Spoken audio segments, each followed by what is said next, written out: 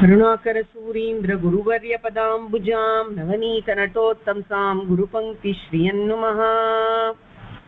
श्रीमान् वेङ्कटनाथार्य कवितार्किककेसरी वेदान्ताचार्यवर्यो मे सन्निधत्तां सदा हृदि। श्रीविष्णुचित्तकुलनन्दनकल्पवल्लीं श्रीरङ्गराजहरिचन्दनयोगदृश्यां साक्षात् क्षमां करुणया कमलामिवान्यां गोदाम् अनन्यशरणं प्रपद्ये। शतमखमणिनीलाचारुकल्हारहस्ता स्तनभरनमिताङ्गी सान्द्रवात्सल्यसिन्धुः अलकविनिहिताभिस्रग्भिराकृष्टनाथा विलसतु हृदि गोदा विष्णुचित्तात्मजानः। शतमखमणिनीला शार्ङ्गिणस्तुल्यरूपा शयकृतशुकपोता शर्वरी कान्तवक्त्रा शमितसकलतापा शातिता भव्यजाता शरणमुपगतानां शं सदा सौतु गोदा। நமஸ்காய். இன்றைய தினம் கோதாஸ்துதி உபன்யாசத்தினுடைய 30வது பகுதி. நாம் பார்க்க வேண்டிய ஸ்லோகம் 24வது ஸ்லோகம். கோதாஸ்துதியிலே பல்வேறு சுவாரஸ்யமான விஷயங்களை தெரிவித்த சுவாமி தேசிகன் இதில் கடைசி பகுதியில் எம்பெருமானுடைய கருணையை எப்படி கோதாதேவி நமக்கு பெற்றுக் கொடுக்கிறாள் அப்படிங்கறத பத்தி விஷயங்கள் சாதிக்கிறார். இந்த கோதாதேவியினுடைய கடைசி பகுதி, அதாவது 3வது பகுதி அப்படிங்கிறது 22வது ஸ்லோகத்திலிருந்து ஆரம்பிக்கிறது. 22வது ஸ்லோகத்துல உபயநாச்சிமார்களோட எம்பெருமான் எழுந்தருளி இருக்கிறதை அவருடைய வர்ணம் எப்படி காண்பித்து கொடுக்கிறது அப்படிங்கிற ரீதியில காண்பித்து கொடுத்தார். 23வது ஸ்லோகத்திலே மனு முதலிய அரசர்களுக்கு எப்படி உபயநாச்சிமார்களுடன் சேர்ந்து எம்பெருமான் அனுகிரகம் செய்தான் அப்படிங்கிறத காண்பித்து கொடுத்தார். 24வது ஸ்லோகமும் உபயநாச்சிமார்களுடன் எம்பெருமான் எழுந்தருளி இருக்கிறத பத்தி ஒரு விஷயம்தான்.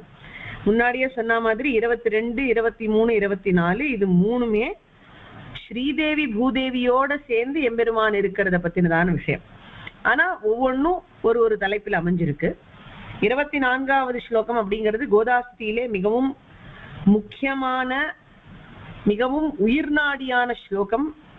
நமக்கெல்லாம் ரொம்ப ரொம்ப வேண்டிய ஒரு ஸ்லோகம். நாமெல்லாம் அவசியம் தெரிந்து கொள்ள வேண்டிய, அனுசந்தானம் பண்ண வேண்டிய ஸ்லோகம். தினந்தோறும் நமக்காகவே சுவாமி சாதிச்சிருக்கக்கூடிய ஸ்லோகம் இது.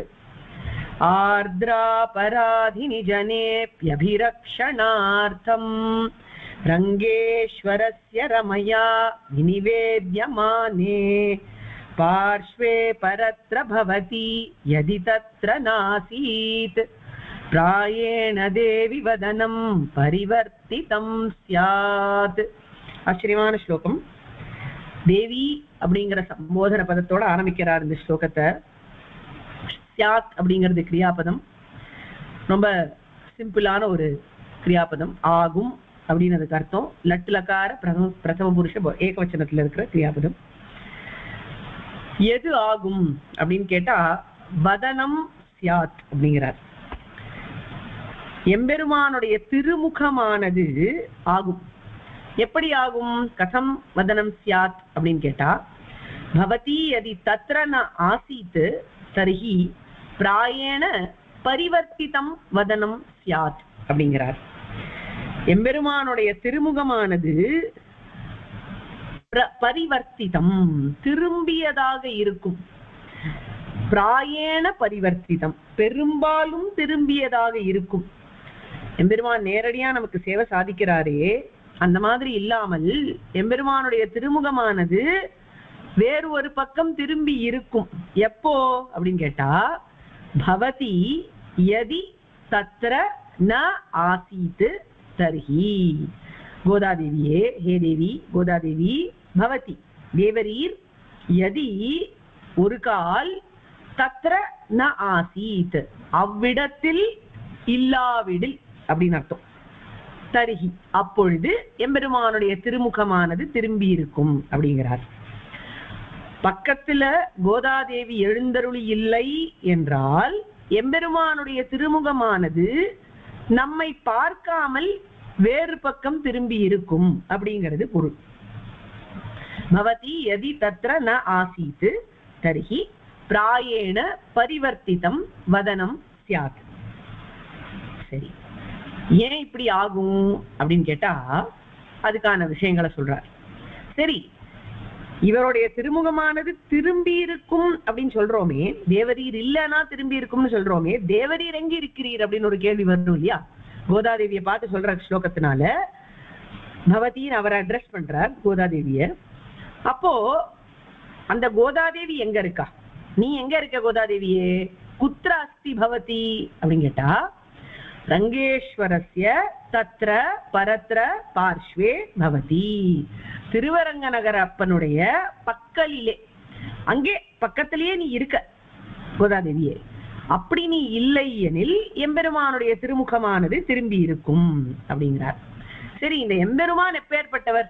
அவர் ஏன் இந்த மாதிரி முகத்தை எல்லாம் திருப்பிக்கணும் அப்படின்னு கேட்டா அதுக்கான பதில் இந்த எம்பெருமானுடைய விசேஷணங்களை கொடுத்து கூறுகிறாள். கீதிருஷஸ்ய ரங்கேஸ்வரஸ்ய பரத்ர பார்ஷ்வே, எப்பேற்பட்ட திருவரங்கனுடைய பக்கலில் இருக்கிறீர் தேவரீர் அப்படின்னு கேட்டா, ஜனே ஆர்திராபராதினி அப்பி அபிரக்ஷணார்த்தம் ரமயா வினிவேத்யமானே ரங்கேஸ்வரஸ்ய பரத்ர பார்ஷ்வே. அதாவது இந்த ரங்கன் எப்படி இருக்கார் அப்படின்னு கேட்டா, லோகத்துல இருக்கிறவா எல்லாரும், ஜனங்கள் எல்லாரும் அபராதங்களை பண்ணிவிட்டு, அதுவும் சொட்ட சொட்ட அபராதங்களை பண்ணிவிட்டு, அப்பதான் அபராதம் பண்ணி இன்னும் முடிக்க கூட இல்லை, இந்த ப்ராசஸ் ஆஃப் அபராதத்திலேயே வந்து விடுறா. அந்த மாதிரி சொட்ட சொட்ட அபராதம் செய்தவர்கள் இவர்கிட்ட வரா, தைரியமா வரா. எதுக்கு வரா? எங்களை ரட்சிக்க வேண்டும் அப்படின்னு வரா. அதுதான் சொல்றாங்க, ஜனே ஆர்திராபராதினி அப்பி அபிரக்ஷணார்த்தம். ஜனங்களிடத்தில் ஆர்திராபராதம் இருக்கிறது. ஆர்திரா அப்படின்னா வெட் அப்படின்னு அர்த்தம், ஈரமா இருக்கு அப்படின்னு அர்த்தம். ஈரமா இருக்கு ஒண்ணு அப்படின்னா அப்பதான் அது ஃப்ரெஷ்ஷா இருக்குன்னு அர்த்தம். ஃப்ரெஷ்ஷா அபராதங்கள் செய்திருக்கிறான் இவன், ஆர்திராபராதினியா இருக்கிறான். ஆர்திராபராதி அப்படிங்கிறது நவுனு, அதனோட லொகேட்டிவ் கேஸ் சப்தமி விபக்தி ஆர்திராபராதினி. எவனிடத்தில் ஆர்திராபராதங்கள் இருக்கிறதோ, சொட்ட சொட்ட அபராதங்கள் எவன் செய்திருக்கிறானோ அப்பேற்பட்டவன் தைரியமாக, அவ்வளோ இப்பதான் அபராதம் பண்ணிட்டு இருக்கோம் அப்படிங்கறத கூட மைண்ட் பண்ணாம, அபிரக்ஷணார்த்தம், என்ன ரட்சிக்க வேண்டும், நன்னா ரட்சிக்க வேண்டும். அபிரக்ஷணம்னா நன்கு ரட்சிக்க வேண்டும். ஏன்னா நான் நன்னா தப்பு பண்ணிட்டேனே, அதனால நன்னா ரட்சிக்கணும் அப்படின்னு கேட்கறான் போல் இருக்கு. அபிரக்ஷணார்த்தம் வந்து நிக்கிறான். உடனே என்ன ஆச்சு, எம்பெருமானுக்கு பிடிக்கல. இந்த மாதிரி ஒருத்தன் போய் இப்பதான் அபராதத்தை செய்து கூட முடிக்கல, பண்ணிட்டே இருக்கான் அபராதத்தை. இப்படி கண்டினியூஸ் டென்ஸ்ல அபராதம் பண்ணிட்டு இருக்கிற ஒருத்தன் நம்ம இடத்துல வந்து நன்னா ரட்சிக்கணும்னு கேட்கறது நியாயமா இருக்கா? அதனால பண்ண வேண்டான்னு தோன்றதான் எம்பெருமானுக்கு. சரின்னு அவன் எப்படி வலது பக்கம் முகத்தை திருப்பிட்டான். அங்க என்ன ஆச்சு, அங்க பெரிய பிராட்டியார் இருக்கா. யாரு பெரிய பிராட்டியார்? ரமா அப்படின்னு சொல்லக்கூடிய ஸ்ரீதேவி. அந்த ரமா என்ன பண்றா அப்படின்னு கேட்டா, வினிவேத்யமானே, அவ சிபாரிசு பண்றா, அவ ஊக்குவிக்கிறா. எம்பெருமானே போனா போறது, ஏதோ அபராதம் பண்ணிவிட்டான், தெரியாம பண்ணிவிட்டான், மன்னிக்க வேண்டும் அப்படின்னு மீண்டும் மீண்டும் அவள் சொல்லிண்டே இருக்காளாம். அதனால எம்பெருமான் என்ன பண்றான், அவனுக்கு அதை கேட்க பிடிக்கல. அப்பேற்பட்ட எம்பெருமான், இந்த எம்பெருமானுடைய நிலை இப்படி இருக்கு. எம்பெருமான் எப்படி இருக்கான், இந்த ரங்கேஸ்வரஸ்ய அப்படிங்கிறதுக்கு அட்ஜெக்டிவா இத்தனையும் வருது. எப்பேற்பட்ட ரங்கேஸ்வரன் அப்படின்னு கேட்டா, ஜனங்கள் எவனை வந்து அடைகிறார்களோ, அதுவும் ஆர்திராபராதங்கள் பண்ணிவிட்டு வந்து அடைகிறார்களோ, சொட்ட சொட்ட அபராதங்கள் பண்ணிவிட்டு வந்து அடைகிறார்களோ அந்த அரங்கன். சொட்ட சொட்ட அபராதம் பண்ணவர்களை பார்க்க விரும்பாமல் எவன் வலது பக்கம் திரும்பினானோ அந்த அரங்கன். வலது பக்கம் திரும்பிய அரங்கனிடத்தில் ஸ்ரீதேவி சிபாரிசு செய்கிறாள். அந்த சிபாரிசை கேட்கறதுக்கு சரிப்படலை என்று நினைக்கக்கூடிய ரங்கன். இத்தனை இருக்கு, 3 விஷயம் இருக்கு.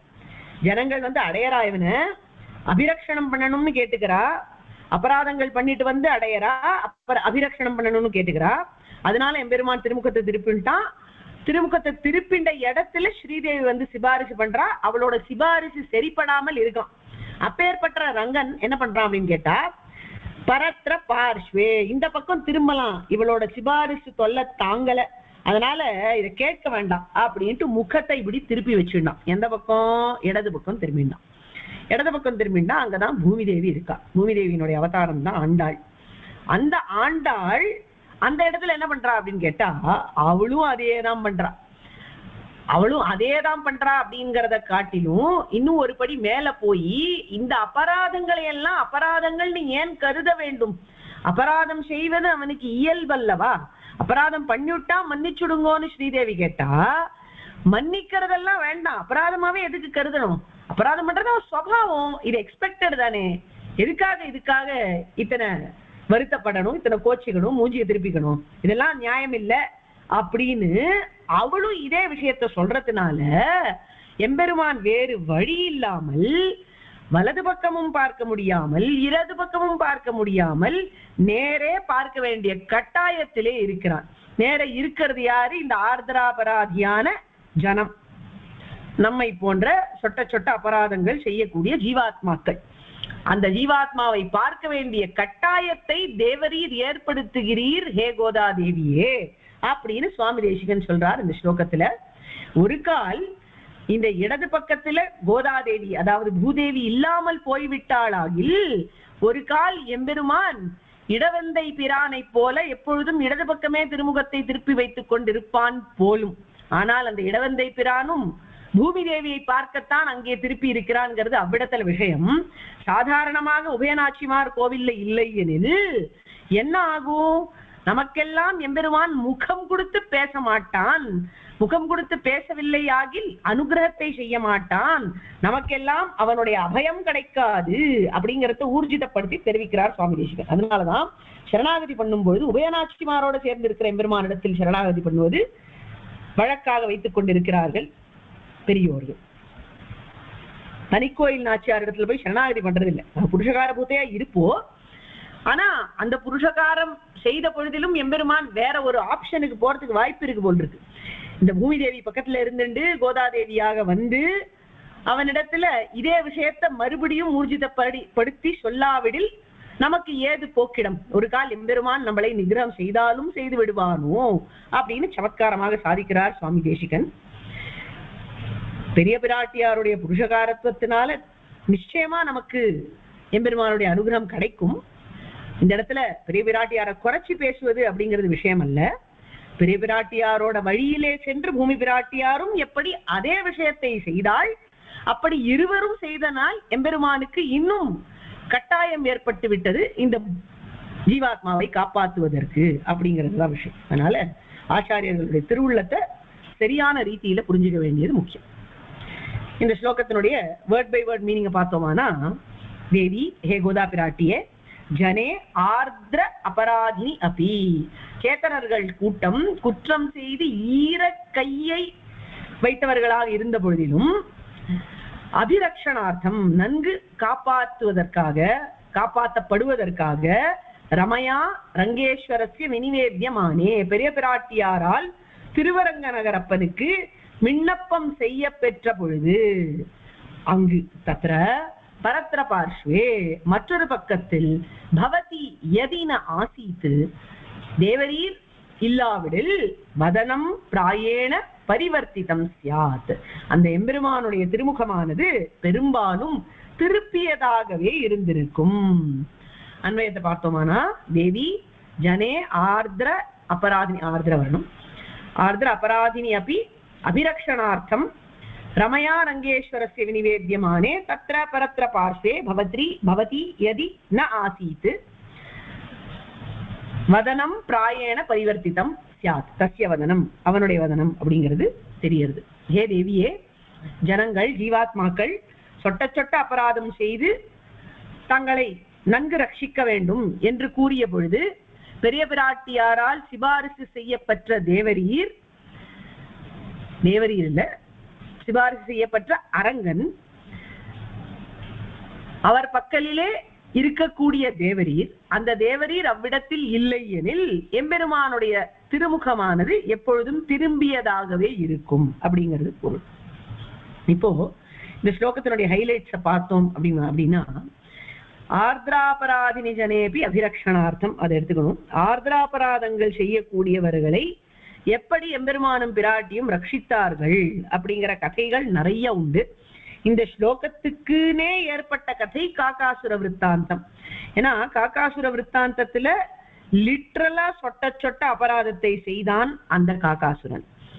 அதுக்கு மேல இன்னும் சில உதாரணங்கள் எல்லாம் பார்க்க போகிறோம், ஒன்றொன்றாக பார்க்கலாம். முதல்ல காக்காசுர விற்த்தாந்தம். காக்காசுர விற்த்தாந்தத்தில் எப்படி பிராட்டியினிடத்தில் பிராட்டியினுடைய திருமேனியிலிருந்து சொட்ட சொட்ட ரத்தம் வழியும்படியாக ஒரு அபச்சாரத்தை செய்தான். அப்படி செய்த பொழுதிலும் 3 லோகங்களும் திரிந்து ஓடி வந்து எம்பெருமான் திருவடியிலே விழ, எம்பெருமான் திருவடியிலே விழுந்த அந்த காக்கையினுடைய முகத்தை அவன் திருவடி பக்கலிலே திருப்பி வைத்தாள் பிராட்டி. அதனால அவனுக்கு பேரனுகிரகம் ஏற்பட்டது. அவனுக்கு உயிர் போகவில்லை, கண் போனாலும் அதனால் பெரிய பாதிப்பு ஏற்படாமல் எம்பெருமான் காப்பாற்றி விட்டான். இது பிரசித்தமான விருத்தாந்தம். அடுத்த விருத்தாந்தம் ராட்சசிகளை எப்படி சீதாதேவி அசோகவனத்திலே காப்பாற்றினாள் அப்படிங்கிறது. இந்த கதையும் நாம் பல தடவை பார்த்திருக்கிறோம் ஸ்ரீஸ்துதி பூஸ்துதியிலேலாம். எப்படி ஹனுமான் சீதா பிராட்டியை தேடி வந்தார் அசோகவனத்திலே. யுத்தம் முடிந்த பிறகு செய்தி சொல்றதுக்காக வந்திருக்கார். சீதா பிராட்டி மிகவும் சந்தோஷப்படுகிறாள். அப்பொழுது அவளுடைய சந்தோஷத்தை பார்த்து ஹனுமார் அவரிடத்தில் ஒரு வேண்டுதலை வைத்தார். உனக்கு நான் என்ன செய்ய போகிறேன் என்று சீதா பிராட்டி கூறினாள். அப்பொழுது தேவரீர் அடியனுக்கு செய்யக்கூடியது ஒண்ணு உண்டு அப்படின்னு சொல்லி இந்த ராட்சசிகளை எல்லாம், எந்த ராட்சசிகள் சீதா பிராட்டியை பல்வேறு விதமாக கொடுமைப்படுத்தி கொண்டிருந்தார்களோ அவர்களுடைய சொல்லினாலேயும் தோற்றத்தினாலேயும் சீதா பிராட்டியை 10 மாசம் துன்புறுத்தி கொண்டிருந்த அந்த ராட்சசிகளை ஒரு கை பார்க்க வேண்டும், அவர்கள் உமக்கு சொன்னதையெல்லாம் நான் அவர்களுக்கு செய்ய வேண்டும் என்று பிரார்த்தித்தார் ஹனுமான். உன்னை குத்தரேன், கொதர்றேன், கிழிக்கிறேன் என்றெல்லாம் சொன்னார்களே அந்த ராட்சசிகள், அவர்களுக்கு அந்த கத்தியை நான் இப்பொழுது காண்பித்துக் கொடுக்கிறேன், எனக்கு அனுமதி கொடுக்க வேண்டும் தேவியே என்று அவர் பிரார்த்தித்த சமயத்திலே சீதா பிராட்டி சொன்ன ரொம்பவும் பிரசித்தமான ஆச்சரியமான கருணையான வார்த்தை, பாபானாம் வா சுபானாம் வா வதார்ஹானாம் பிளவங்கமா காரியம் கருணமார்யேன நகஸ்சின் அபராத்யதி. அப்பா, இவர்களெல்லாம் வேலைக்காரிகள். ராவணன் சொன்னத்தினால் இவர்கள் என்ன செய்தார்களோ அதை செய்தார்கள். அதற்கெல்லாம் அவர்களை தண்டிப்பது நியாயம் அல்ல. அதனால அவர்களை விட்டுவிடு. உலகத்திலே தவறு செய்யாதவர்கள் யாரு? நகஸ்சின் அபராத்யதி அப்படின்னு சொல்லிட்டார். இப்பேற்பட்ட சொட்ட சொட்ட அபராதம் செய்த அந்த ராட்சசிகள் இன்னும் இதுவரைக்கும், அதாவது ராமன் ஜெயிச்சுட்டான் அப்படிங்கிற செய்தி வர வரைக்கும் அந்த ராட்சசிகள் அவர்களுடைய காரியத்தை பண்ணிட்டுதான் இருந்தார்கள். அப்படி அபராதம் செய்து கொண்டிருந்த ராட்சசிகளிடத்திலேயும் சீதா பிராட்டி காண்பித்தது கருணையே. அதனால சிபாரிசு செய்து எம்பெருமானிடத்திலிருந்து காப்பதற்கு இதுவும் ஒரு ஹேத்துவாக ஆச்சு. இதற்கு மேலே கிருஷ்ணாவதாரத்திலே ஒரு கதை, இந்த பூத்தனா மோக்ஷ கதை. இது நமக்கு நன்னா தெரிஞ்ச ஒரு கதை தான். பூத்தனா மோட்சம் எப்படி ஆச்சு அப்படின்னு பார்த்தோமானா, அழகிய ஒரு பெண்மணியினுடைய வேஷத்திலே இந்த பூத்தனை அப்படிங்கிற ராட்சசி அப்பொழுது பிறந்த பச்சை சிசுவா இருக்கக்கூடிய குழந்தைகளை எல்லாம் வேட்டையாடுறதுக்கு வந்திருக்கா. கம்சனுடைய வளர்ப்பு தாய் இவள். கம்சனுக்கு காரியம் பண்ணணும் அப்படிங்கிறதுக்கே வந்திருக்கா. வசுதேவருடைய 8வது குழந்தை, தேவகியினுடைய 8வது குழந்தை உயிரோட இருக்குங்கிற செய்தி கம்சனுக்கு கிடைச்சதுனால அந்த சமயத்துல அந்த சமீப காலத்துல எந்த குழந்தைகள் எல்லாம் பிறந்திருக்கார்களோ எல்லாரையும் சம்ஹரிக்க வேண்டும் இந்த பூத்தனையை கொண்டு அப்படிங்கிறதுக்காக அவன் அமைச்சிருக்கான். ஆனா இவளுடைய நோக்கு இந்த குழந்தைதான். தேவகியினுடைய 8வது மகன் தான் இவளுடைய டார்கெட். அதனால தேடிக்கொண்டே வந்த சமயத்திலே நந்தகோபனுடைய கிரகத்துக்கு வந்து அங்கே ஒரு புதிய சிசு இருக்கிறது என்பதை பார்த்து அவள் எப்படி இத்தனை நாள் பண்ணி கொண்டு வந்தாளோ அதே ரீதியிலே அழகிய ஒரு பெண்மணியினுடைய வேஷத்தை போட்டுண்டு, யசோதையினுடைய வேஷத்திலேயே வந்தா அப்படின்னு எல்லாம் சொல்லுகிறார்கள். அந்த மாதிரி வந்து அந்த குழந்தைக்கு பால் ஊற்ற சமயத்திலே எம்பெருமான் பாலுடன் சேர்ந்து அவளோட உயிரையும் உண்டான் அப்படிங்கிறது கதை. அப்ப என்னாச்சு, உயிர் போன சமயத்துல இந்த பூத்தனையினுடைய சரீரமானது தன்னுடைய தன்னிலைக்கு வந்து விட்டது. அந்த அழகிய பெண்மணியினுடைய சரீரம் எல்லாம் போய் ராட்சச உடம்பு வந்துடுத்து. இந்த ராட்சசியான பூத்தனையானவள் நந்தகோபனுடைய கிரகத்து புழக்கடையில இந்த காரியத்தை பண்ணியிருக்கா. எம்பெருமானுக்கு பால் ஊட்டணும் அப்படிங்கிற காரியத்தை புழக்கடைக்கு எடுத்துட்டு போய் பண்ணியிருக்கா. எம்பெருமான் அவளை மாச்சுட்டான். அவளுடைய உடல் அங்க கிடக்கிறது. இப்ப அதை அப்புறப்படுத்தணும் அந்த இடத்துல இருந்து அப்படிங்கறதுல ரொம்ப சிக்கல் வந்தது அங்க இருக்கிற கோபர்கள் எல்லாருக்கும். எப்படி பண்ணணும் அப்படின்லாம் பார்த்தார்கள். அப்போ அந்த உடலை அப்பப்போ கொஞ்சம் கொஞ்சமா வெட்டி எடுத்துட்டு போலாம் அப்படின்லாம் நினைக்கும் பொழுது அவர்களுடைய கத்தி முனையெல்லாம் மழுங்கித்து. அதனாலதான் அந்தந்த சமயத்திலே சாண பிடிச்சு வெட்டி எடுத்துட்டு போனார்கள். கூர்வேல் கொடுந்தொழிலன் நந்தகோபன் குமரன் என்றெல்லாம் கதைகள் சுவாரஸ்யமாக விஸ்தாரமாக சொல்லுவது வழக்கம் உண்டு. இதுக்கப்புறம் என்ன ஆச்சு கதையில அப்படிங்கறதுதான் இன்னைக்கு நம்மளுக்கு வேண்டிய சப்ஜெக்ட். என்ன ஆச்சு, இப்ப இந்த உடலை எடுத்துட்டு போயிட்டா அதை எப்படியாவது டிஸ்போஸ் பண்ணணும். அதுக்கு என்ன பண்ணணும் அப்படின்னு பார்த்தா அதை தகனம் பண்றதுதான் வழக்கம். தகனம் பண்ணினா இது ராட்சச உடல் இவ்வளவு பெருசா இருக்கு, அது எப்பேற்பட்ட நாற்றத்தை கொடுக்குமோ அப்படிங்கிற பயத்துல எல்லாரும் அந்த காரியத்தை பண்ண ஆரம்பிச்சாலாம். ஆனால் ஆச்சரியம் என்ன அப்படின்னு கேட்டா ரொம்ப அழகா சொல்றார் சுகபிரம்ம மகரிஷி பாகவதத்திலே. பூதனா லோக பாலக்னி ராட்சசி ருதிராசனா ஜிகாம்சயாபி ஹரயேஸ்தனம் தத்வாபசத்கதிம் அப்படிங்கிறார். இந்த பூத்தனையானவள் எப்பேற்பட்டவள்? லோக பாலக்னி, உலகத்துல இருக்கிற குழந்தைகள் எல்லாரையும் கொன்னவள். ராட்சசி ருதிராசனா, சொட்ட சொட்ட ரத்தத்தை பருகக்கூடியவள் இவள். அப்பேற்பட்டவளுடைய எரிந்த உடலில் இருந்து நல்ல வாசனை வந்ததாம். எப்பேற்பட்ட வாசனை அப்படின்னு கேட்டா சந்தனம் போல அகரு போல வாசனை அடித்தது அப்படின்னு வர்ணிக்கிறார். யாருடைய உடலில் இருந்து இந்த மாதிரி வாசனை வரும் அப்படின்னு கேட்டா, எவர் ஒருவர் மோட்சத்துக்கு போகிறாரோ சத்கதிக்கு போகிறாரோ அவர்களுக்குத்தான் இப்பேற்பட்ட ஒரு சத்காரம் கிடைக்கும், சன்மானம் கிடைக்கும் என்று பெரியோர்கள் காண்பிக்க தெரிகிறது. அப்போ என்ன இங்க நிரூபணம் ஆறுது அப்படின்னு கேட்டா, இந்த பூத்தனைக்கு கிடைச்சது மோட்சம், சம்ஹாரம் அப்படிங்கறதுனால அவளுக்கு ஏற்பட்டது சத்கதி தான். இப்பேற்பட்டவளுக்கு சத்கதி கொடுக்க வேண்டிய அவசியம் என்ன? இவளுடைய எண்ணம் நன்னா இல்லையே. குழந்தைகளை கொல்லக்கூடிய கொடூரமான ராட்சசியானா இவ இருந்தா. அப்படி இருக்கிறச்சே இவளுக்கு என்னத்துக்கு இப்பேற்பட்ட ஒரு சத்கதி அப்படின்னு கேட்டா, அவ்விடத்துலதான் பிராட்டியினுடைய குணமானது எம்பெருமானுக்கு ஞாபகம் அனுகிரகத்தை செய்தான் என்று தெரிகிறது. பிராட்டி என்ன நினைப்போ, நகஸ்டின் அபராத்தியதி, யாரும் அபராதங்கள் செய்வதில்லை. யார் எந்த காரியம் செய்தாலும் அதற்கு ஒரு காரணம் இருக்கு. இவள் கம்சனால் ஏவப்பட்டவள், அதனால் அந்த காரியத்தை செஞ்சா. அது ஒண்ணு இருக்கட்டும், இந்த பூதனை யார தேடி இந்த பாலை கொடுத்தா? இந்த விஷப்பால் அப்படிங்கிறது எல்லா குழந்தைகளுக்கு கொடுத்துட்டு இருந்தாலும் எந்த குழந்தைக்கு அவ உண்மையா கொடுக்கணும்னு நினைச்சா, எந்த குழந்தைக்கு இது போய் சேரணும்னு நினைச்சா? தேவகியினுடைய 8வது பிள்ளைக்கு. அதுதான் அவளுடைய டார்கெட்டா இருந்தது. அதனால எம்பெருமானே தேவரீரையே நினைச்சு ஒரு காரியத்தை பண்ணிருக்கா, உமக்கே அப்படின்னு நினைச்சு பண்ணிருக்கா. அது விஷமா இருந்தாலும் எம்பெருமானுக்கே அப்படின்னு சொன்னா, அந்த பாரமை காந்தியத்தோட அந்த ஏகாகிர சித்தத்தோட அவ அந்த விஷயத்தை கொடுத்ததுனால அவளுக்கு ஒரு பெரிய அனுகிரகத்தை செய்ய வேண்டும். சர்வாத் பெரிய அனுகிரகம் என்ன அப்படின்னு கேட்டா மோட்சம் தான். அதனால அதை கொடுத்துடலாம் அப்படின்னு தீர்மானிச்சு ஆர்திராபராதம் பண்ணின இந்த பூத்தனைக்கு கூட மோட்சம் அளித்தக்கூடிய எம்பெருமான் அவனுடைய கருணை என்னன்னு சொல்றது. இப்ப ஏற்பட்ட கருணை அவனுக்கு வரணுமானால் பக்கத்துல பிராட்டிமார்கள் இருந்தா மட்டும்தான் முடியும். இன்னொரு கதை, அதுவும் கிருஷ்ணாவதார கதை தான். என்ன நடந்தது அப்படின்னு பார்த்தா, ருக்மிணி விவாகம் நடக்கிறது. ருக்மிணி விவாகம் அப்படிங்கிறது ருக்மிணியினுடைய அபகரணம் தான். ருக்மிணி எம்பெருமான் கண்ணனுக்கு ஸ்ருத்வா குணான் புவன சுந்தர சண்வதாந்தே அப்படின்னு அழகா கடிதம் எழுதி ஒரு பிராமணர் கையிலே கொடுத்து அனுப்பித்தாள். எம்பெருமானும் அவ்விடத்திலே சேர்ந்தான். சங்கத்தை கொண்டு முழங்கினான். அவளை தேவி கோயிலிலிருந்து அபகரித்து கொண்டு சென்றான் அவளுடைய சம்மதத்தோட. பின்னாடியே பலராமர் சைன்யத்தை எடுத்துட்டு வந்துட்டு இருக்காரு. ஏன்னா கண்ணன் அவசரமா கிளம்பி போயிருக்கான்னு அவருக்கு தெரியும், ஏதாவது ஆபத்து வந்தா வரும் அப்படிங்கறதுனால அவர் சைன்யத்தை எடுத்துட்டு வந்துட்டு இருக்கார். இவர் கிளம்பி போயிட்டார் அப்படிங்கிற செய்தி குண்டினபுரத்துல தெரிஞ்சு போச்சு, விதர்ப தேசத்தினுடைய ராஜதானியில. அங்க ருக்மிணிக்கு 5 சகோதரர்கள். அவர்கள தலைவன் ருக்மி. அவனுக்கு ரொம்ப கோபம் வந்துடுது, இப்படியா என் தங்கை அபரிச்சுட்டு போறது அப்படின்னு அவன் பின்னாடியே துரத்திட்டு போனான். புடிச்சுட்டான் கண்ணனை. பெரிய சண்டை நடக்கிறது. அவன் கண்ணன் மேல முதல்ல பாஞ்சான். அவன் கண்ணனை ரதத்திலிருந்து கீழே தள்ளி விட்டுட்டு தன்னுடைய வாளை எடுத்து உருவி கண்ணனை வெட்டலாம் அப்படின்னு ஆரம்பிக்கிறான். ருக்மிணி தேவி பக்கத்திலேயே இருக்கா. இப்பதான் ராட்சச விவாகம் நடந்திருக்கு. ராட்சச விவாகம் அப்படிங்கிறது அபகரணம் பண்ணதே ஒரு விவாகமா கருதக்கூடிய ஒன்றுதான். பக்கத்திலேயே இருக்கா. தன் சுவாமிய மேல அண்ணன் அப்படிங்கிறவன் வாழை வச்சு ஏவறான். எம்பெருமான் சும்மா இல்ல, அவன் தான் பெரிய வீரனாச்சு.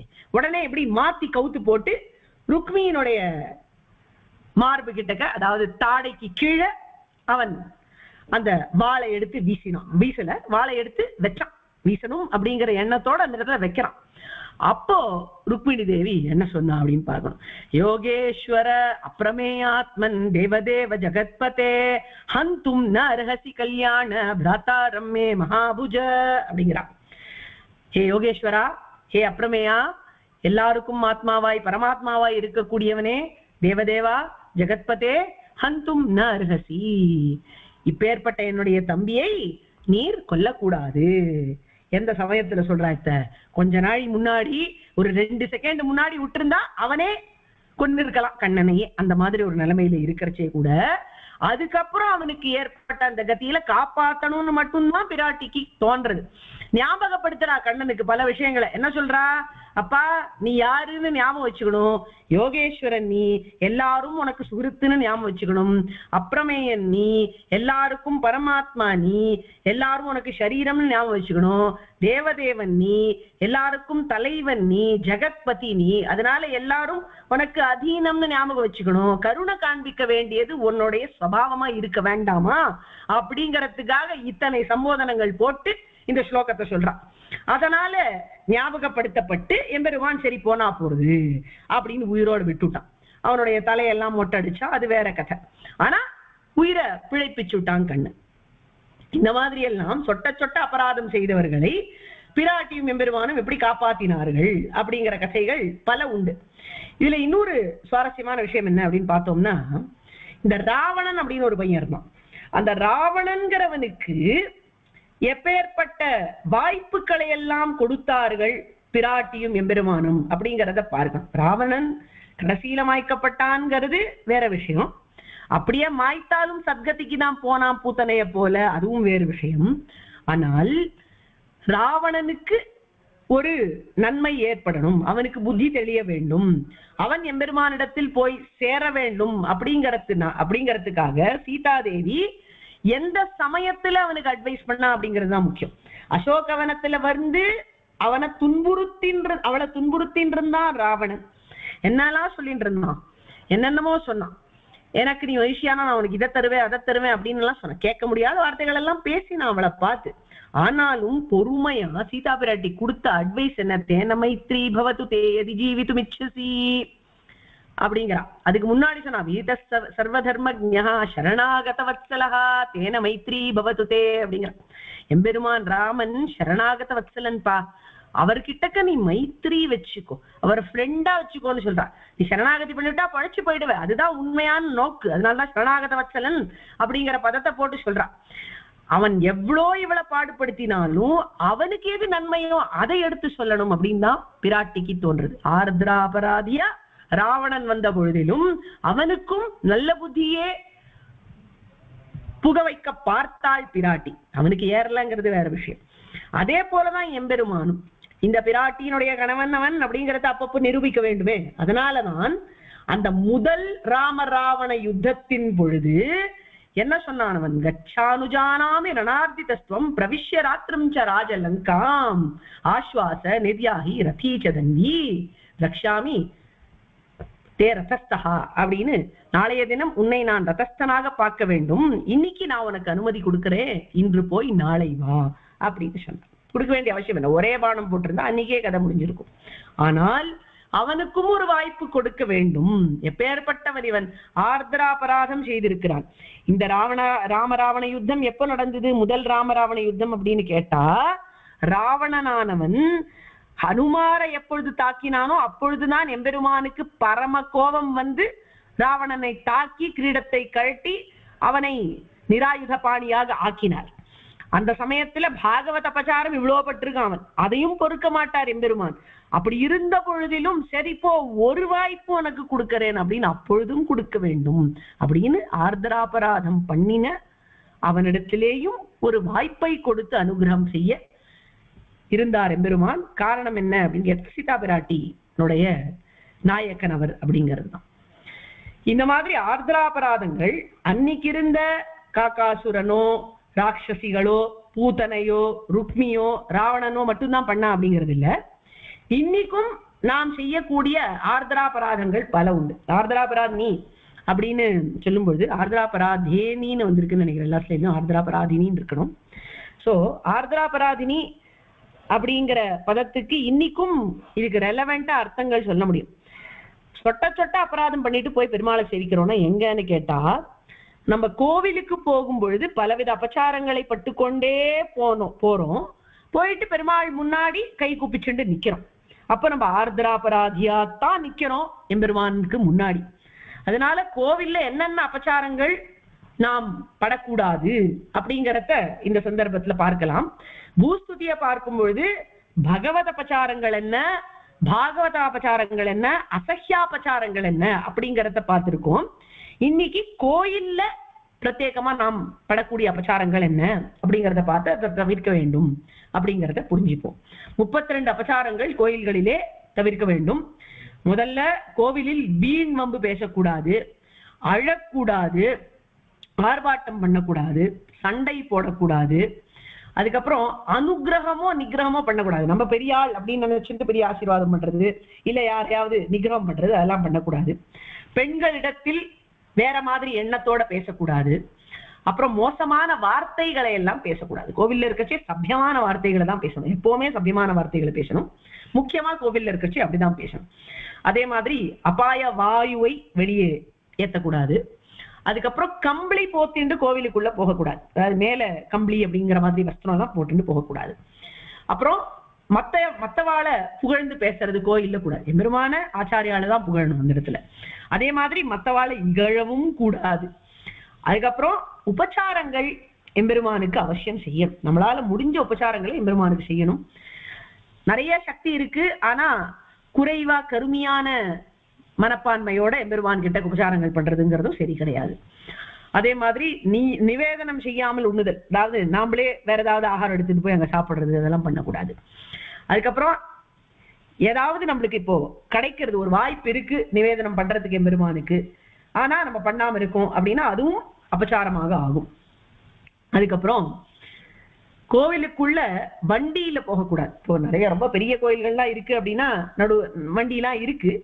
ரொம்ப முடியாதவாளுக்கு பெரியவர்களுக்கு அழைச்சிட்டு போறதுக்கு வண்டி இருக்கு. அப்படி போனாலும் அந்த சந்நிதிக்கு கொஞ்சம் வெளியில இறங்கிட்டா நல்லது. ரொம்ப கிட்ட வரைக்கும் போகாமல் எவ்வளவு முடியுமோ அவ்வளவு தூரம் நடந்து போக முயற்சிக்கலாம். காலில் செருப்பு போட்டுட்டு கோவிலுக்குள்ள போகக்கூடாது. உற்சவங்கள் நடக்கிறது, இப்ப வாசல்ல பெருமாள் ஏழ்றார் அப்படின்னா சேவிக்காம இருக்கிறதே ஒரு பெரிய அபச்சாரம். அப்புறம் பெருமாளுக்கு பிரணாமம் செய்யாமல் இருக்கிறது, சும்மா அப்படி கோவிலுக்குள்ள அப்படி வெறுமை யாரையோ பாக்குறதுக்கு போறோம், பெருமாளை கை கூப்பாமே வரும் அப்படின்லாம் பண்ணக்கூடாது. அப்புறம் ஒரு கையால கை கூப்புறதுங்கிறது ரொம்ப ரொம்ப தப்பு. அப்புறம் பெருமாளுக்கு முன்னாடி தன்னைத்தானே சுத்திக்கிறது ரொம்ப தப்பு. அதெல்லாம் நிறைய இடங்கள்ல இப்ப பார்க்க கிடைக்கிறது. இந்த காலத்துல தேவதாந்திரங்கள் கோவிலுக்கு செல்லக்கூடியவர்கள் எல்லாம் பெருமாள் கோயிலுக்கு வந்துட்டா அந்த மாதிரி சுத்துறது வழக்கமா வச்சுட்டு இருக்கிறதும் பார்க்க முடியாது. அந்த மாதிரி பண்ணக்கூடாது, தன்னைத்தானே சுத்தக்கூடாது. எச்சல் தீட்டு அதெல்லாம் இருந்தா சேவிக்க கூடாது. கையை எச்ச பண்ணிவிட்டா தெரியாம எச்சல் பட்டுடுத்து அப்படின்னா போய் கையெலும்பிட்டு வரணும். தீட்டு காலத்துல சேவிக்க கூடாது.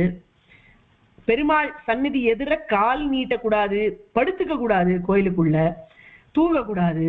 அதே மாதிரி சாப்பிடவும் கூடாது, கோயில் சந்நிதிக்குள்ள சாப்பிடக்கூடாது. அப்புறம் அந்த பெரிய கோயில் இருக்கு, ஸ்ரீரங்கம் மாதிரி கோயில்லாம் இருக்குன்னா ஏதாவது ஒரு தனியா ஒரு இடம் இருக்கும், போய் பக்தர்கள்லாம் சாப்பிடறதுக்குன்னு வச்சிருப்பா, அந்த இடத்துக்கு போய் சாப்பிடலாம். இப்படி சந்நிதியிலேயே அப்படியே வாங்கி அப்படியே வாயில போட்டுக்கிறது அதெல்லாம் பண்ணக்கூடாது. கோயிலுக்குள்ள போய் பேசக்கூடாது, எங்கேயுமே போய் பேசக்கூடாது. நிச்சயமா கோயிலுக்குள்ள பேசக்கூடாது, உறக்க பேசக்கூடாது, கத்தி கத்தி பேசக்கூடாது. அதுக்கப்புறம் விநியோகத்தினுடைய மீதிய நிவேதனம் பண்ணக்கூடாது. அதை போய் சரி இப்போ ஒரு தேங்காயை உடைச்சி நம்ம கொடுக்குறான்னு வச்சுப்போம், ஒரு தேங்காய் உடைச்சி கொடுத்தா ஒரு மூடியை நம்மளுக்கு திருப்பி கொடுத்துட்டா அந்த தேங்காய் மூடியை கொண்டு போய் இன்னொரு சன்னதியில போய் அம்சம் பண்ணக்கூடாது. அதே மாதிரி பெருமாளுக்கு பின்னாடி காமிச்சு உட்காரக்கூடாது. மத்தவாளையெல்லாம் கோயிலுக்குள்ள சேவிக்க கூடாது. கோவிலுக்குள்ள ஆச்சாரியன் இருந்தார் அப்படின்னா அவர்கிட்ட பேசாம இருக்கக்கூடாது. முதல்ல போய் அவரை கிரீட் பண்ணி அவரை பிரணாமம் பண்ணிட்டு அதுக்கப்புறம் தான் பெருமாள் சேவிக்கணும். அப்புறம் தன்னையே புகழ்ந்து கொள்ளக்கூடாது எங்கேயுமே, நிச்சயமா கோயிலுக்குள்ள. அதே மாதிரி கோவில்ல இருக்கக்கூடிய எம்பெருமானை நிந்த பண்ணக்கூடாது, அங்க இருக்கிற தேவத்தையை நிந்த பண்ணக்கூடாது. பெருமாளை மட்டும் இல்ல, இப்போ மற்றவாளா இருக்கா, இப்ப துவாரபாலகர்கள்லாம் இருக்கா, இல்ல கருடன் இருக்கார், அந்த மாதிரி எந்த தேவத்தையா இருந்தாலும் கோவிலுக்குள்ள இருக்கிற தேவத்தையை நிந்த பண்ணக்கூடாது. இந்த மாதிரி 32 அபச்சாரங்களை தவிர்க்க வேண்டும். இதுல பல அபச்சாரங்கள் நேர்றதுக்கு நம்மளுக்கு வாய்ப்பு இருக்கு. இந்த லிஸ்ட பார்த்தாலேயே ஏதோ சில அபச்சாரங்கள் நேர்ந்திருக்கலாம் நம்ம இடத்துல அப்படின்னு தெரியறது. அப்படி நேர்ந்திருந்தால் அந்த சமயத்துல அந்த அபச்சாரத்தை பண்ணிட்டு இருந்தாலும் நம்ம கோவில்ல பெருமாள் முன்னாடி போய் கை குப்பிச்சுண்டு நிக்கிறோம், ஆர்திராபராதிகளா நின்று இருப்போம். அப்படி ஆர்திராபராதினி ஜனேபி அபிரக்ஷணார்த்தம் இருக்கா. யாரு? ரமாவும் கோதாவும் இருக்கா, ஸ்ரீதேவியும் பூதேவியும் இருக்கா. அவா ஒரு கால் இல்லை எனில் இந்த மாதிரி கோயிலுக்குள்ளேயே வந்து போய் பேசிட்டு கத்தி கத்தி பேசிட்டு காலை நீட்டின்னு இருந்துட்டு ஏதாவது எச்சல்லாம் ஏற்பட்டாலும் அதை பத்தி கண்டுக்காம இருந்துட்டு வந்து பேசினாலும் கூட எம்பெருமான் அதையெல்லாம் பொறுத்து மன்னித்து நம்மையும் கட்டாட்சித்து கொண்டிருக்கிறான் அந்த அர்ச்சாவதாரத்திலே. அப்படிங்கிறது பெரிய கருணை. இப்படி எம்பெருமான் கட்டாட்சிச்சுடுவான் அப்படிங்கறதுனால அந்த அபச்சாரங்களை பண்ணலாம்னு அர்த்தம் ஆயிடல. இது என்னுடைய ஆச்சாரியன் சொன்னார் இந்த ஸ்லோகத்துக்கு அர்த்தம் சொல்லும் பொழுது, அதனால விண்ணப்பிக்கிறேன். பயந்துட்டுதான் இருக்கணும், அபச்சாரங்களை தவிர்க்கணும். ஏன்னா அதெல்லாம் பகவத் அப்ரீத்திக்கு காரணம் ஆயிடுறது. எம்பெருமானுடைய கருணை ஒரு பக்கம், அவனுடைய பிரீத்தி இன்னொரு பக்கம். அவன் கருணை காண்பிப்பான், மன்னித்து விடுவான் அப்படிங்கறதுனால அவனுக்கு பிரியமா இல்லாத விஷயத்தை நாம் செய்வோமோ? எம்பெருமானுக்கு எது பிரீத்தியோ அதை செய்ய வேண்டும் என்று ஆசைப்பட்டல்லவா செய்ய வேண்டும். எம்பெருமான் நமக்கு நாதன் அப்படிங்கிற எண்ணம் இருந்தால் இந்த அபச்சாரங்களை தவிர்க்க வேண்டும் அப்படிங்கிறது உள்ளேந்தே வந்துவிடும்.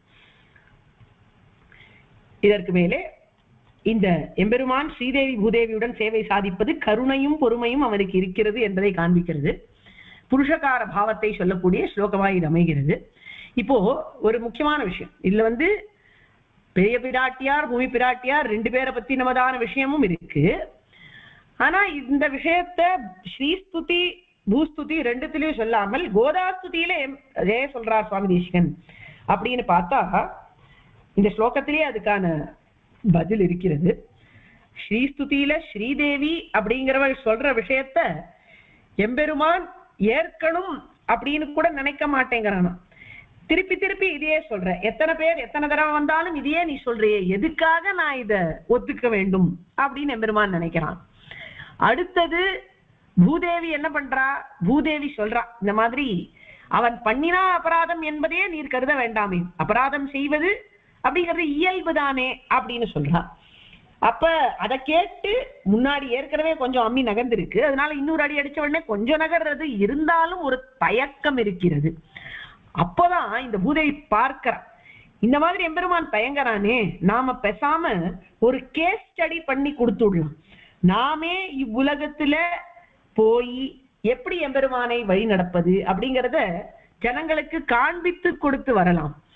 எவ்வளவு கஷ்டங்கள் இருந்தாலும் திருநாம சங்கீர்த்தனம் பண்றது எவ்வளவு சுலபம், திருப்பாவைய சொல்றது எவ்வளவு சுலபம், திருப்பாவையில் ஒரு வார்த்தையை சொல்றது எவ்வளவு சுலபம். அந்த மாதிரியாவது ஜனங்கள் பண்ணுவார்கள், நாம் அனுகிரகம் பண்ணணும் அப்படின்னு 4 நடந்து போனா நிச்சயமாக குழந்தைகள் பயம் இல்லாமல் நம்மிடத்தில் வருவார்கள் அப்படின்னு கோதாதேவி ஒரு உதாரணமாக வாழ்ந்து காண்பித்தாள். அதனால கோதாஸ்துதியிலே இந்த ஸ்லோகத்தை சாதிப்பது இன்னும் உச்சிதமாக இருக்கும் என்றே சுவாமி தேசிகருடைய திருவுள்ளம். அதனாலதான் ஸ்ரீதேவி பூதேவி இருவரும் செய்யக்கூடிய விஷயமாக இருந்த பொழுதிலும் இந்த பெருமையை கோதாஸ்துதியிலே தான் சாதிக்க வேண்டும் என்று சுவாமி தீர்மானித்துள்ளார். இதுக்கு மேலே திருப்பாவையும் கோதாஸ்துதியும் அப்படின்னு இந்த ஸ்லோகத்துக்கு பார்த்தோமானால், திருப்பாவையினுடைய 24வது பாசுரமானது எம்பெருமானுக்கு போற்றி பாடுற ரீதியிலே அமைந்துள்ள ஆச்சரியமான பாசுரம். அந்த பாசுரத்தை முடிக்கும் பொழுது யாம் வந்த காரியம் ஆராய்ந்தருள் என்று சொல்லுகிறாள் ஆண்டாள்.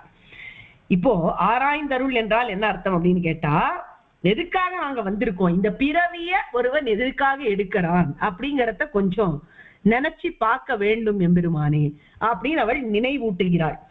பறைதான் இவள் வேண்டக்கூடியது திருப்பாவையே. பறை அப்படிங்கிறது மோட்சம்.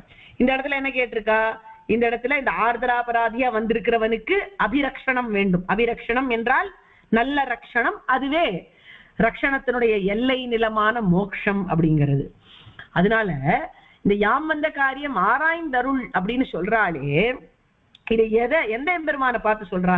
இத்தனை பெருமை இருக்கு உமக்கு, அப்பேற்பட்ட நீர் இந்த காரியத்தை ஆராய்ந்து அருள வேண்டும். இதெல்லாம் ரிமைண்டர் ஒவ்வொன்றும். எப்படி இந்த ருக்மியினுடைய ஸ்லோகத்துல ஒரு திருநாமத்தையும் அவர் ரக்ஷகன் அப்படிங்கிறத ஞாபகப்படுத்தி காண்பித்தாளோ அதே ரீதியில இந்த பாசுரத்தை பார்த்தோம்னா ஒரு வரியும் எம்பெருமான் அனுகிரகம் செய்வதற்காகவே அவதாரங்கள் செய்கிறான், அதுவே அவனுடைய நோக்கு. அப்படி இருக்கும் பொழுது அனுகிரகத்துக்குன்னு ஒருத்தன் வந்து முன்னாடி நிற்கிறச்சே ஏன் செய்யக்கூடாது அப்படிங்கறத அவளுடைய திருவுள்ளம், கோதாவனுடைய திருவுள்ளம். அதை ஞாபகம் வைத்துக் கொண்டுதான் சுவாமி தேசிகன் அதுக்கு ரொம்ப ஒத்து போற மாதிரி இந்த ஸ்லோகத்தையும் சாதிச்சிருக்கார். ஒவ்வொரு வரியா பார்க்கலாம். அன்று உலகம் அளந்தாய் அடி போற்றி அப்படிங்கறதுனால ஜகத்துக்கே செய்த ஒரு பெரிய உபகாரத்தை ஞாபகம் படுத்துகிறாள் ஆண்டாள். எம்பெருமான் பேர் உபகாரகன் அப்படிங்கிறது எங்க தெரியறது அப்படின்னு கேட்டா அவன் திரிவிக்ரமனா இருக்கான் அப்படிங்கிறதுல இருந்து தான் தெரியறது. எல்லோருக்கும் வசிஷ்டர்ல இருந்து சண்டாள பர்யந்தம் எல்லோருக்கும் அவனுடைய சம்பந்தம் ஏதோ ஒரு விதத்துல கிடைக்க வேண்டும் அப்படிங்கிற பெரிய கருணையை காண்பித்து திரிவிக்ரமனாக ஆனியே, அப்பேற்பட்ட நீ இந்த ஆர்திராபராதிக்கு அனுகிரகம் செய்யக்கூடாதா அப்படின்னு அர்த்தம். அடுத்தது சென்றங்கு தென்னிலங்கை செற்றாய் திரள் போற்றி. அன்றைய தினம் இலங்கையை நோக்கி தேடி போய் சென்று அந்த சீதா பிராட்டிக்கு அனுகிரகம் செய்தாய். சீதா பிராட்டிக்கு அனுகிரகம் செய்யறதுக்கு மட்டுமா போனான், கூட வந்த எல்லா வானரர்களுக்கும் ஒரு கைங்கரியம் கொடுக்க வேண்டும், அவர்களுக்கெல்லாம் சத்கதிக்கு ஒரு உபாயத்தை அமைத்து கொடுக்க வேண்டும் அப்படிங்கிறதுக்காக நீ போனாய். இல்லைன்னா சங்கல்ப மாத்திரத்துல பண்ணிருக்க மாட்டியா? அப்பேற்பட்ட அனுகிரகமே வடிவமான நீ இப்ப ஆர்திராபராதியா வந்து ஒருவன் முன்னாடி நின்று இருக்கிறச்சே ஏன் தயங்குகிறாய் அப்படி அர்த்தம். அடுத்தது பொன்றச்சகடம் உதைத்தாய் புகழ் போற்றி. அன்றைய தினம் சகடாசுரனை நீ உதைத்தாயே, அந்த சகடாசுரனுக்கு எப்பேற்பட்ட ஒரு சத்கதி கிடைச்சது. இப்ப இந்த பூத்தனையினுடைய கதையில நம்ம பார்த்தோம், பூத்தனையை எரிக்கும் பொழுது நல்ல வாசனை வந்தது அப்படின்னு. இந்த சகடாசுரன் அப்படிங்கிறவனும் இப்போ அந்த சகட வடிவத்துல தானே வந்தான், அந்த வண்டி வடிவத்துல வந்தவன் எம்பெருமான் திருவடியால உதைக்கப்பட்ட உடனே அவனுக்கும் உண்மையான சரீரம் வந்திருக்க வேண்டுமே, அவனும் அசுரன் தானே. அந்த அசுர சரீரம் அவனுக்கு வந்திருந்தா அந்த சமயத்துல அந்த சரீரத்தை என்ன பண்ணார்கள் அப்படிங்கறத பத்தி எல்லாம் பேச்சு இருக்கா அப்படின்னு கேட்டா பாகவதத்துல அதை பத்தி ஒரு பேச்சும் காணும். என்ன ஆச்சுன்னு கேட்டா அந்த சக்கடம் வெடிச்சு போயிடுது, அவ்வளவுதான். அந்த அசுர சரீரம் கூட அங்க வரல. ஏன்னா இந்த சம்ஹாரம் திருவடி சம்பந்தத்தால ஏற்பட்டிருக்கு. அதனால அப்படியே அவனுக்கு சத்கதி கிடைச்சி அங்க போயிட்டானா. அந்த உடலை கூட திரும்பி பெறாமல் அவனுக்கு அப்பேற்பட்ட ஒரு அனுகிரகத்தை நீர் செய்தீரே, அந்த மாதிரி ஆர்திராபராதம் பண்ணின அந்த சகடாசுரனை காப்பாத்தின நீர் இந்த ஆர்திராபராதியான ஜீவாத்மாவை ஏன் காப்பாற்றக்கூடாது அப்படிங்கிறது. அதுக்கப்புறம் கன்று குணிலாய் எரிந்தாய் கழல் போற்றி. ஒரே இலக்குல 2 மாங்காய் அடிச்சா மாதிரி, அதாவது ஒரே கல்லுல 2 மாங்காய் அப்படின்னு சொல்லுவாங்க, அந்த மாதிரி வத்சாசுரன் கபித்தாசுரன் அப்படின்னு இருவரையும் ஒரே சமயத்துல மாய்த்து அனுகிரகம் செய்தாயே, அந்த மாதிரி எல்லாம் கூட்டம் கூட்டமாக அசுரர்கள் வந்தாலும் அனுகிரகம் செய்வாயே நீ, அவர்களுக்கும் மோட்சத்தை அளிப்பாயே, ஆர்திராபராதியாய் வந்து இவனுக்கு அளிக்க வேண்டாமோ அப்படின்னு சொன்னான். அதுக்கு மேல குன்று குடையாய் எடுத்தாய் குணம் போற்றி. அன்றைய தினம் உன்னுடைய குணத்தை காண்பித்து இந்த பிருந்தாவனம் முழுக்க காப்பாற்றப்படும்படியாக கோவர்தன மலையை தூக்கினாயே, ஊருக்கே ரட்சணத்தை அளித்தாயே. இந்த ஒரு ஆர்திராபராதி வந்து நின்று இருக்கான், அன்னைக்கு ஆர்திரமான அந்த மழையிலிருந்து அபிரக்ஷணம் செய்தாயே, இந்த ஆர்திராபராதிக்கு அபிரக்ஷணம் செய்யக்கூடாதா அப்படின்னு கேட்கிறான். இந்த மாதிரி பலவிதமாக பல வரலாறுகளை காண்பித்து இந்த ஆர்திராபராதியான ஜீவனை எப்படியாவது காப்பாற்றியே ஆக வேண்டும் அப்படின்னு வலியுறுத்தி சொல்லி ஆண்டாள், பூமி தேவியான ஆண்டாள் சொன்னதுனால பிராயேண பரிவர்த்திதம் சியாத், உன்னுடைய திருமுகத்தை பெரும்பாலும் திருப்பிக் கொள்ள முடியாமல் நீ இருக்கிறாய், வேற வழி இல்லாம என்னை பார்த்துதான் ஆகணும் அப்படிங்கிற ரீதியில எம்பெருமான பார்த்து சொல்லுகிறார். கோதாதேவியை பார்த்து சொல்லுகிறார், தேவரீர் இல்லைன்னா இது நடந்திருக்குமா, தேவரீருடைய உபகாரம் எப்பேற்பட்டது அப்படிங்கறத கொண்டாடி பாடுகிறார் சுவாமி தேசிகன். இது கோதாஸ்துதியினுடைய ஆச்சரியமான 24வது ஸ்லோகம். அடுத்தது இந்த ஸ்லோகத்தினுடைய பலஸ்ருதி. நமக்கு ஏதாவது தப்பு பண்ணியிருந்தா அதை போய் ஒத்துக்கிறதுக்கு ஒரு தைரியம் வேணும். பல சமயத்துல அந்த தைரியம் வராது. அந்த தைரியம் வர வேண்டுமானால் இந்த ஸ்லோகத்தை சேவிக்க வேண்டும். தப்பை உணர்ந்து அதை ஏற்கொண்டோமானால் தான் அதை திருத்திக் கொள்வதற்கான வாய்ப்பு கிடைக்கும் லோகத்திலே. அதனால தப்பை ஏற்கொள்ளக்கூடிய தைரியத்தை நமக்கு கொடுக்கக்கூடிய ஸ்லோகமாய் இந்த 24வது ஸ்லோகம் அமைகிறது. இதனுடைய கீ பாயிண்ட்ஸ், ஆர்திராபராதிகள் யாரு அப்படிங்கிற உதாரணங்களை பார்த்தோம். காக்காசுரன், ராட்சசிகள், பூத்தனை, ருக்மி, ராவணன், அவளுடைய கதைகள், எப்படி எம்பெருமானும் பிராட்டியும் அவர்களை காப்பாற்றினார்கள், அதையெல்லாம் ஞாபகம் வைத்துக் கொள்ள வேண்டும். அதே போல 32 அபச்சாரங்கள் கோயிலிலே என்ன தவிர்க்க வேண்டும் அப்படிங்கிறதையும் ஞாபகம் வைத்துக் கொள்ள வேண்டும். உபயநாச்சிவார்கள் செய்த புருஷகாரம், இந்த ஸ்லோகத்தை கோதாஸ்துதியிலே அமைக்க வேண்டியதான காரணம், அதுக்கு மேல திருப்பாவியும் கோதாஸ்துதியும் அப்படிங்கிற டீடைல். இதோட இந்த ஸ்லோகத்தை பூர்த்தி செய்து கொள்ளலாம். அடுத்த வாரம் அடுத்த ஸ்லோகத்தை பார்க்கலாம்.